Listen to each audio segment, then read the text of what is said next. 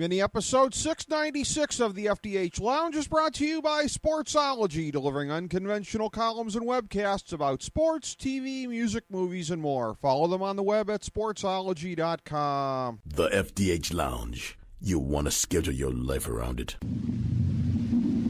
A long time ago, on a gloomy, wet Cleveland spring night, two men stand alone amidst the late-night drizzle. Their voices echo across the vacant station parking lot as they debate the merits of the great American radio show that have been missing for far too long. On that night, an idea was born. That idea became the FDH Lounge.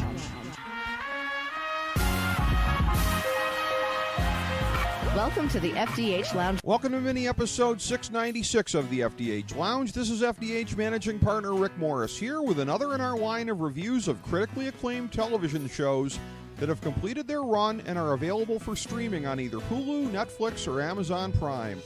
We will not include spoilers in any of these reviews. The idea is to provide a sense of what you can expect if you decide to view the shows, and as such, we don't want to undermine that experience. With the new season of the remake of House of Cards debuting on Netflix March 4th, today we're breaking down the original House of Cards, a BBC drama that aired from 1990 to 1995 and can be found in its entirety on Amazon Prime and Netflix. We will reference the show pretty extensively by comparing and contrasting with the American version, as that makes a point of great contrast.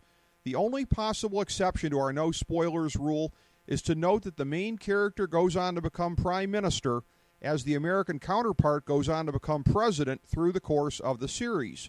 These are obvious and fairly well-known plot points that, in our estimation, don't undermine the sense of suspense that you feel along the way, as both versions of the House of Cards series are all about the trajectory of the journey.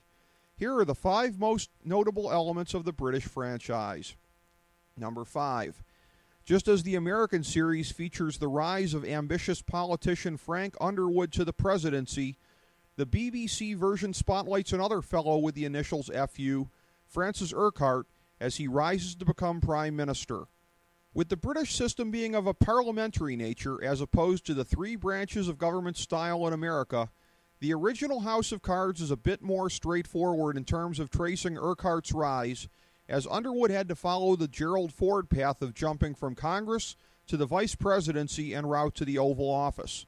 As a member of the House of Commons, Urquhart merely needs to follow the path of so many before him, capturing the party leadership from within.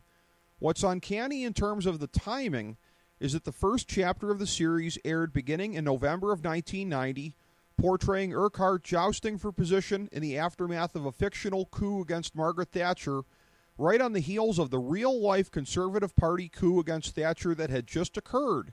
The timing was completely coincidental, but for everyone involved in the series, completely fortuitous.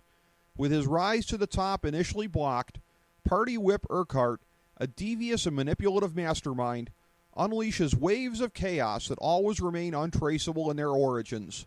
As with the American version, he begins an affair with a young female journalist with daddy issues as a means of exerting maximum control over the leaks that she disseminates on his behalf.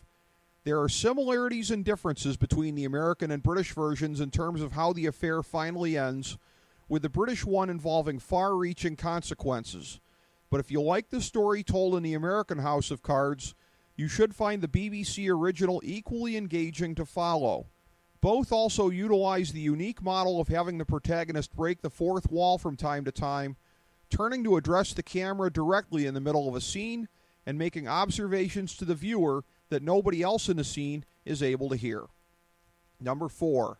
The two FUs are different in terms of how they embody the platonic ideals of their homelands, as are their spouses. Frank Underwood is a ruthless, self-made good old boy from South Carolina, a man who doesn't much like to engage the public part of politics, but who plays up his common man roots whenever he has to. That's good business on this side of the pond. But the Brits are far more comfortable with aristocracy, as their permanent fascination with the royal family has proven. As such, Ian Richardson's portrayal of Urquhart takes that tone, as Urquhart is an unapologetic aristocrat in the Tory party who doesn't even feign the common touch. He is obliged to put forth a humble servant of the people attitude, but he isn't obliged to put forth ludicrous downplaying of his wealth and station in life, as when George H.W. Bush proclaimed his love of the blue-collar snack pork rinds when he ran for president in 1988. And speaking of pork products, as somebody who really believes that he's truly above everyone in life, Francis doesn't have an equivalent of Frank's humanizing relationship with Freddie the Rib Guy. Each country's first lady also comes off as different in the storytelling as well. Claire Underwood is a tough-minded career woman in the style that has become popular to portray in America over the last 4 decades.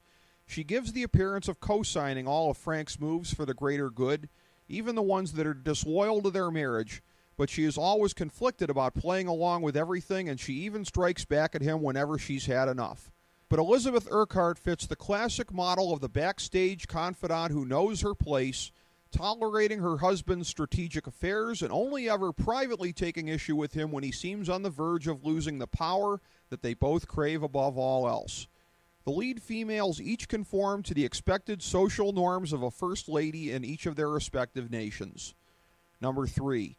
The British House of Cards plays out through 3 seasons of 4 episodes apiece, so each chapter of the series is essentially more of a mini-series than a season as we might envision them in America.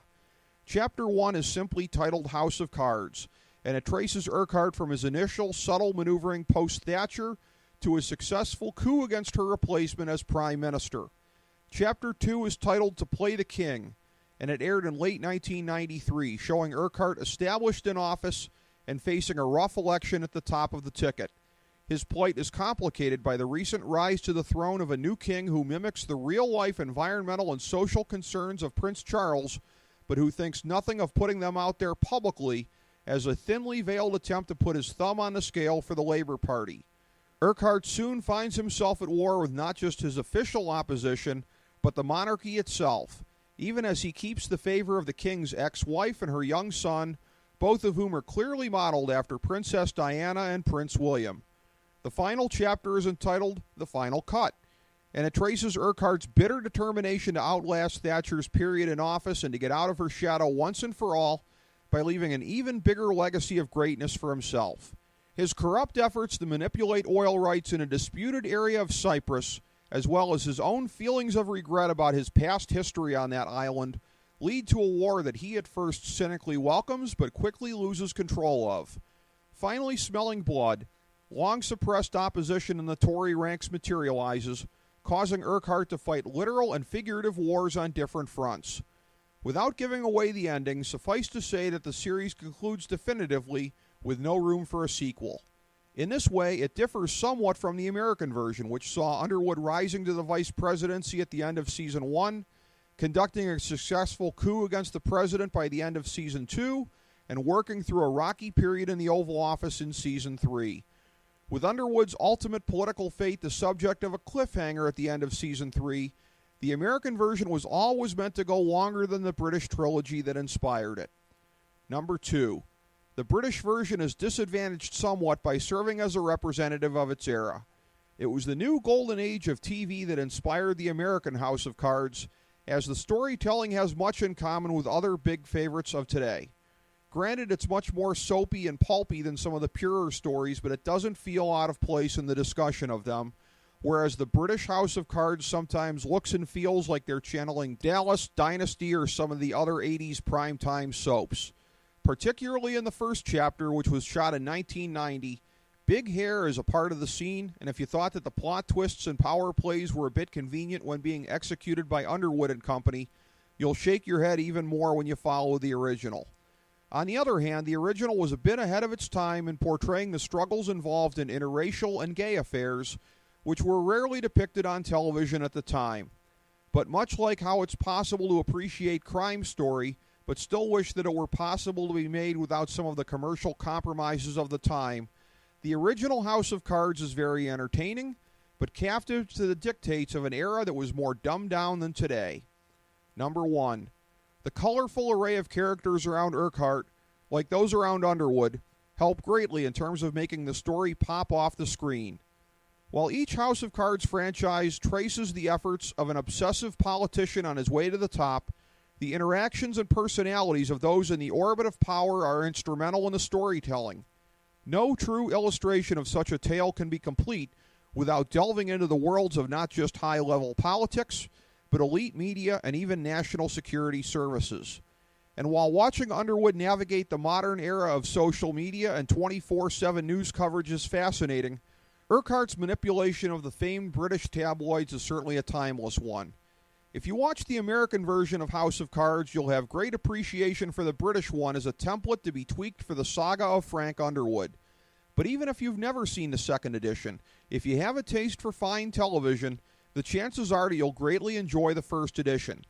Yes, it's a bit more over-the-top in places as a product of its time, and character archetypes hew closely to those in British society. But more important, all of the characters are universally relatable and entertaining, and the journey in each of the 3 seasons is distinct and compelling. Particularly if you hold to the storytelling standards of its time, it's a fine prototype, not just for the modern version on Netflix, but for other programs that we know and love today, such as the Star series Boss.